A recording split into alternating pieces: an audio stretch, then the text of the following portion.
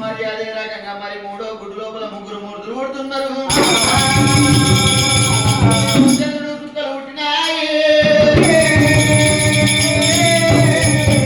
ముగ్గురు బాలను కొట్టిరు, పెంచింది పెద్ద చేసింది, పెరిగి పెద్ద అయినాక బ్రహ్మదేవుని దగ్గరికి వచ్చింది.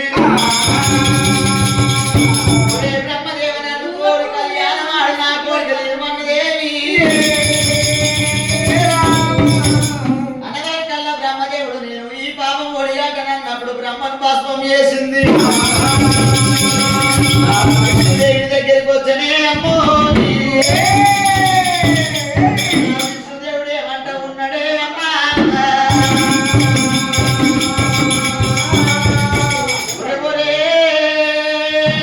విష్ణుదేవ నువ్వు నా కోరిక తీరుమంది నువ్వు ఉండి ఎందుకంటే ఉన్నది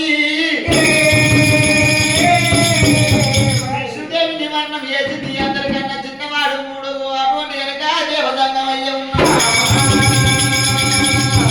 ఇప్పటికైనా కానీ అప్పటికైనా కానీ ఒక తల్లి కడుపుల గురుగుడు ఎవరన్నా ఒకరు హుషారు ఉంటారంట. మరి దేవదేవుడు దేవదంగమయ్య ఏమి అంటే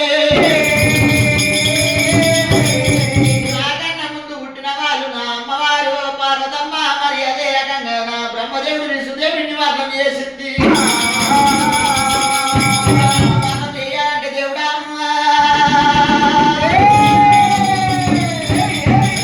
మనం చెయ్యాలంటే పెద్ద కథ కాదంటడే.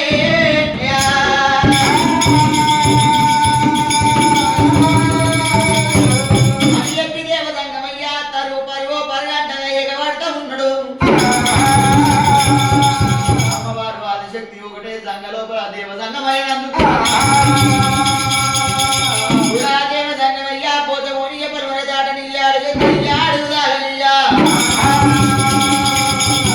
నన్ను కళ్యాణమాడు నా కోరిక తీరుమన్నప్పుడు అంట ఏం చెయ్యమంటే నేను నీకు లగ్నం ఆడతా లగ్నం ఆడాలంటే గుడ్లు పెట్టి మమ్మల్ని కానీ నువ్వు మురికితోని ఉన్నావు. మురికి పోవాలంటే తడిని దానం చెయ్యాలి, తడి బొట్టలు ఇవ్వాలి, పొడి బొట్టలు కట్టాలి. బొట్టలు కట్టినప్పుడు ఉంటేనే అమ్మో లగ్నం ఆడతాను అంటాడు సంగమా.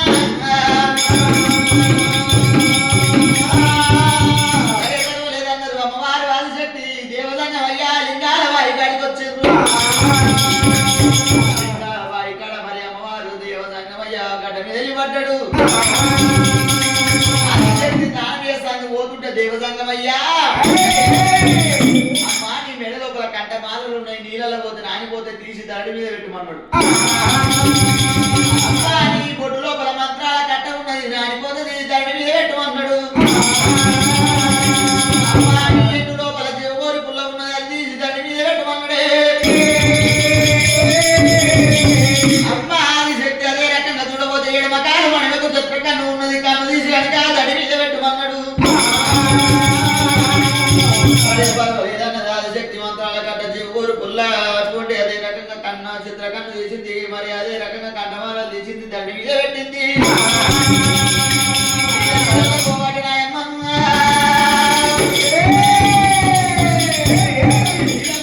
ఆదిశక్తి తాను చేస్తుంటే దేవదంగమయ్య మరి కండమాల తీసింది, మెడలోపు వేసుకున్నాడు.